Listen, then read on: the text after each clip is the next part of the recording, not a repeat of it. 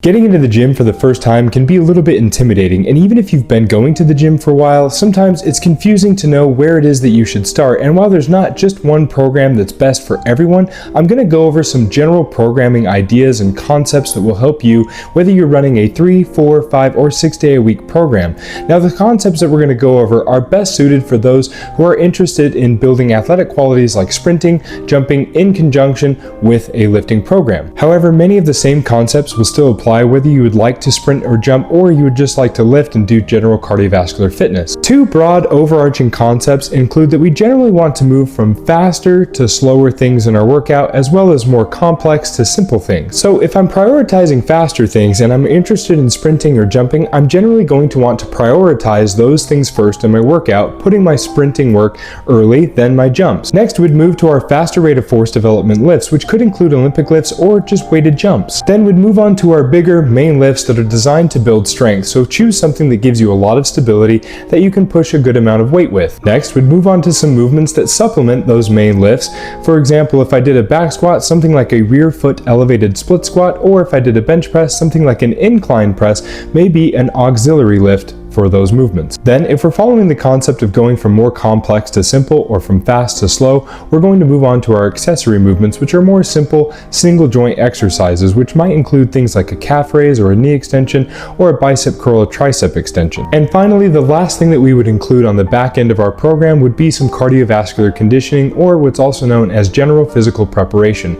These are typically things that are going to get your heart rate up that you can sustain for longer periods of time, or in general is your cardio. Now, it's a bit of a myth that cardio kills your gains. However, if you want to maximize the stimulus from the weightlifting or from the resistance training and the speed work that you do, you may consider separating your cardiovascular sessions by at least 4 to 6 hours after, or performing them on a different day entirely. But it's important to say here that even if you put your cardiovascular training on the back end of a lifting session or a sprint session, it's not going to ruin your adaptation. So now that we've covered some general big overarching concepts, let's get into how we would split this up between a 3, 4, 5, and 6 day program. If your time is a little bit more limited and you're going with a 3-day program, it's key to note here that we probably need to do a little bit of everything every time, which means we have to prioritize. Prioritizing here simply means that I can't perform a whole lot of volume in any one particular muscle group because it will take away from all the other training that needs to happen in a single session. However, the good news here is that if you're getting about 10 fractional sets per week, you're in a really good place to be building muscle.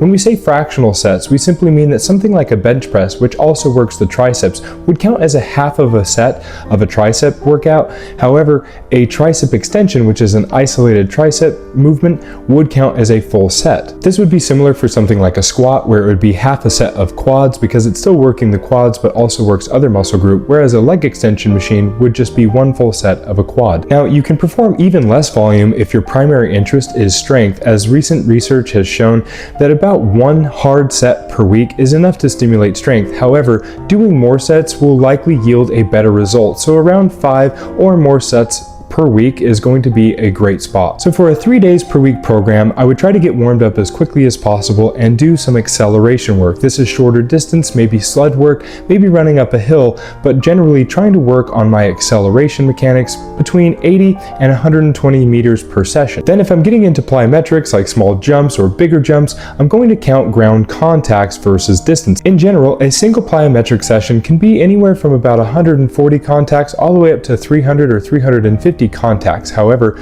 just note that you want to spread this volume over the course of the week so that you're not doing too much too soon. For your faster rate of force development and larger compound lifts, something like 3 to 5 sets of 3 to 6 reps is a great starting spot. Then for your auxiliary movements, maybe something around 3 to 4 sets of somewhere between 6 and 10 reps is also a great place to start. Next, for your accessory movements, something like 2 to 3 sets of maybe 8 to 12 reps, and these are a little safer to take closer to failure, so really get a good pump here. And finally, for your cardiovascular training, don't really stress too much about getting a very specific amount of time in any one particular session.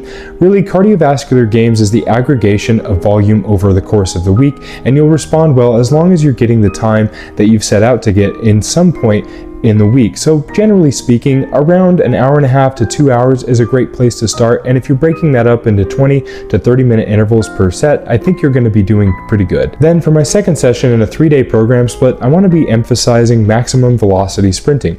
In this case, I may just build up smoothly instead of getting a hard acceleration until I'm running very quickly upright and hold that pace for 10, maybe up to 20 meters at a time, getting around 40 to 80 meters in total during a single session. You could then follow that session with some plyometric exercises or save those for the third session of the week. Then I would choose some exercises that I didn't do on day 1. So for example, if I were to squat on day 1, I may do something more like a deadlift on day 2, or if I did bench press on day 1, I may do something more like an overhead press on day 2. However, I'm still following the general concepts that we laid out in the beginning. Now for the third session of the week, this is where I could either do a couple of extra plyometric exercises, or if I was interested in working on my change of direction, if I was an athlete, that's where I would put my change of direction work as part of my sprint and speed work. This can also be a great day to build volume in some drills or some things that maybe you need a little extra practice with, but you're not completely fresh or not prioritizing it in your week. And finally, for this third session of the week in a 3-day program, I would put the movements that I hadn't done yet in the rest of the week that I really want to get better at or work on, or I may prioritize a little bit more of my cardiovascular training on the back end of the week. Now, as we get into more days of programming per week, we start to get a little bit more creative, so try to keep up. In a 4-day per week program, I may do my accelerations and just my lower body lifts on day 1. Then on day 2, I might do my upper body and my cardiovascular training. Next, on day 3, I would combine my max velocity training with my next lower body session. And finally, on day 4, I may combine my drills, my change of direction with an upper body lift or some additional cardiovascular training. For a 5-day per week program, I have 2 general training splits that I like to follow. On day 1, I would do my acceleration work. On day 2, my lower body. Day 3 is upper body. Day 4, I'm combining max velocity and my lower body. And then day 5, I'm doing the drills, change of direction, and my upper body or remaining cardiovascular work. Your second option might be combining an acceleration session and a lower body session on day 1, doing upper body on day 2, doing max velocity on day 3, upper body day 4, and lower body again day 5. And finally, for a 6-day per week program, I would do something like this. Option 1 would be acceleration on day 1, lower body day 2, upper body day 3, max velocity day 4, upper body day 5, and lower body or change of direction drills day 6. Or option 2, you could just make it more simple and do accelerations day 1, lower body day 2, upper body day 3, max velocity day 4, lower body again day 5, and your final upper body session on day 6. I hope these general guidelines and principles help you write your next best program.